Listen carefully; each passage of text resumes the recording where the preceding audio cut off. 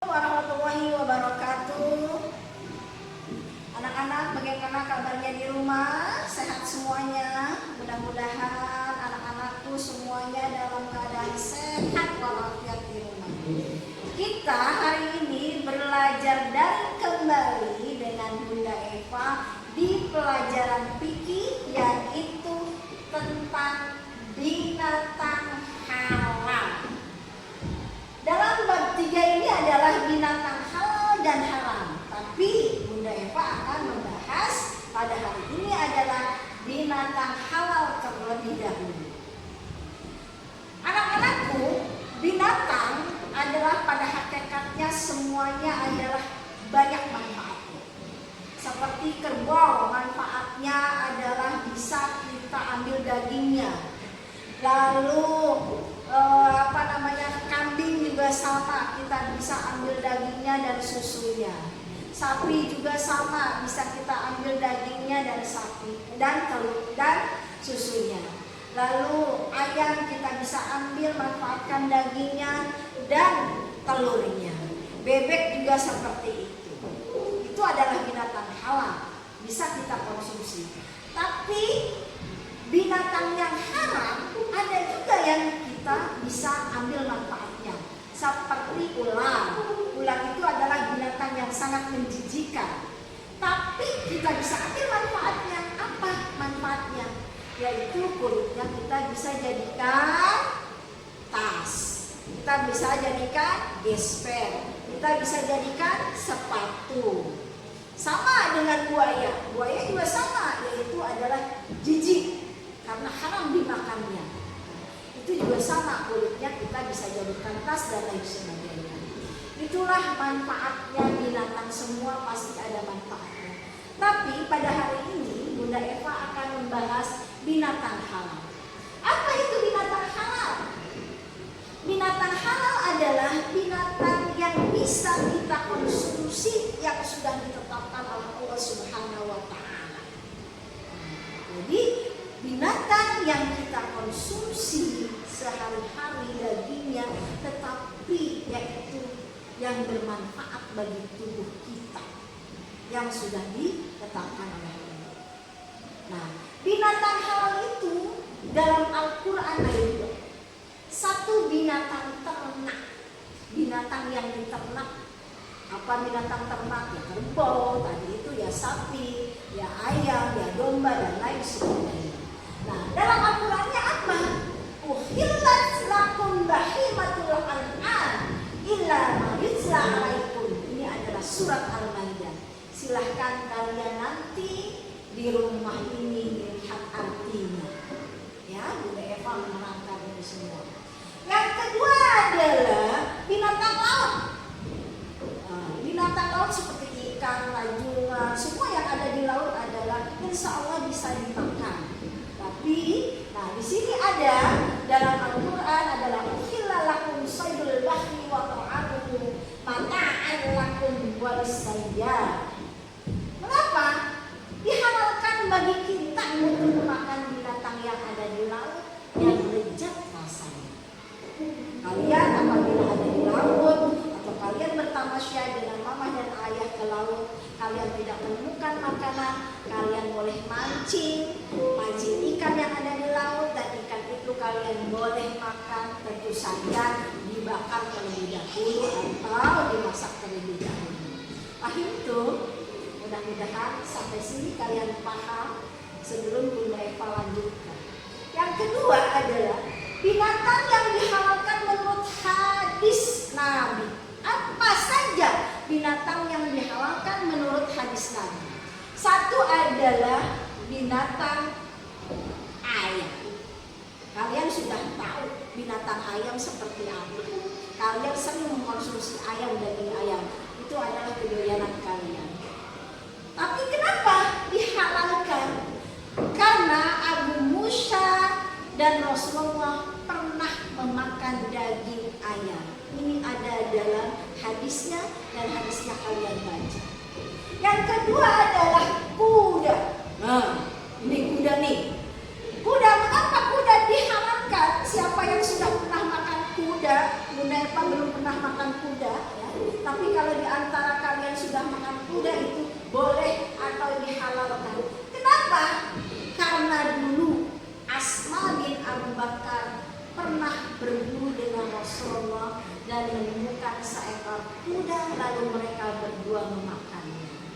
Itu adalah dalil dari hadis bahwa kuda adalah halal, hukumnya dimakan. Yang ketiga adalah keledai liar. Loh, kenapa keledai liar bisa kita makan? Nah, di sini ada Abu Ubadah namanya. Dia pernah berlari mencari keledai, berburu dan menombaknya sehingga dia membakar atau mengkonsumsi daging tersebut. Pada waktu itu dia menyesal ketika sesudah memakan keledai ini. Tapi karena Rasulullah waktu itu menghampirinya dan Rasulullah berkata, boleh saya meminta daging tersebut, lalu Rasulullah memakannya. Nah, itu adalah dagingnya berarti halal dimakan karena Rasulullah ikut memakan. Yang keempat ada kelinci. Siapa yang pernah memakan daging kelinci? Nah, udah Eva pernah makan daging kelinci. Oh, rasanya enak banget ya, dengan Pak Solihin berdua.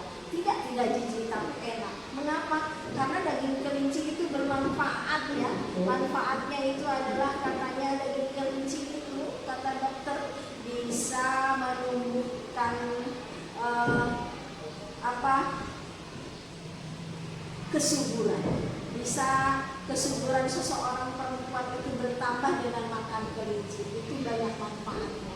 Kenapa? Karena Anas bin Malik pernah berburu kelinci, berlari mengejar kelinci, lalu memotongnya. Setelah memotongnya, dia membagikan dua paha kelinci kepada Rasulullah dan Rasulullah memakannya. Itu ceritanya. Mengapa daging kelinci halal kita makan? Yang kelima adalah belalang. Tahu belalang? Itu adalah belalang. Ya, yang suka kita dengar simet, apakah itu boleh dimakan? Boleh kita makan. Bunda Eva pernah memakan daging simet, dulu pernah Bunda Eva goreng lalu makan, oh lezat sekali, seperti daging ayam. Mengapa halal dimakan?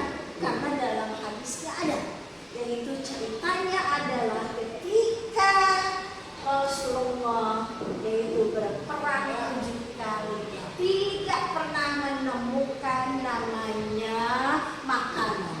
Yang ada adalah belalang, lalu Rasulullah memakan belalang tersebut.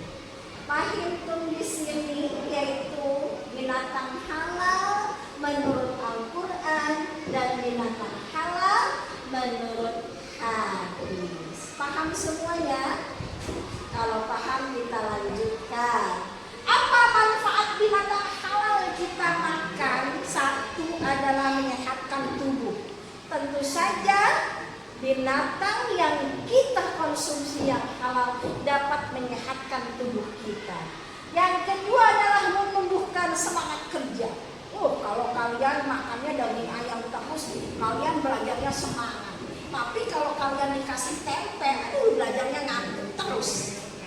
Tapi kalau kalian makannya daging ayam, daging kerbau, daging sapi, semangat belajarnya. Semuanya pasti seperti itu. Makannya dengan lahap. Yang ketiga adalah menambah rasa syukur kepada Allah. Dengan makan daging kita harus bersyukur karena banyak orang yang tidak makan daging. Karena banyak orang yang kesusahan di sana yang tidak makan daging ayam dan daging sapi. Yang keempat adalah menambah kehusuan dalam beribadah. Tentu saja kalau kita makannya daging yang halal, insya Allah kita dalam beribadah pun khusyuk kepada Allah Subhanahu wa Ta'ala. Yang terakhir adalah menyelamatkan dari dosa. Mengapa demikian? Karena kalau kita makan makanan halal itu adalah kita selamat dunia dan akhirat. Tapi kalau tubuh kita memakan makanan haram, di dalam darah kita itu adalah semuanya haram, dosa. Itu akan dipertanggungjawabkan di akhirat. Dengan kita makan daging, tapi dagingnya adalah dapat mencuri, itu pun haram. Walaupun daging itu sebetulnya halal, tapi karena kita mendapatkannya dengan mencuri, maka itu adalah hukumnya haram. Paham tuh anak-anakku semua di rumah? Kalau anak-anak semuanya paham, tugasnya adalah silahkan rangkum bab ketiga tentang binatang halal, terutama dihafalkan hadis dan Al-Quran yang menyatakan binatang halal yang kita konsumsi. Itu saja, selamat mengerjakan. Wassalamualaikum warahmatullahi wabarakatuh.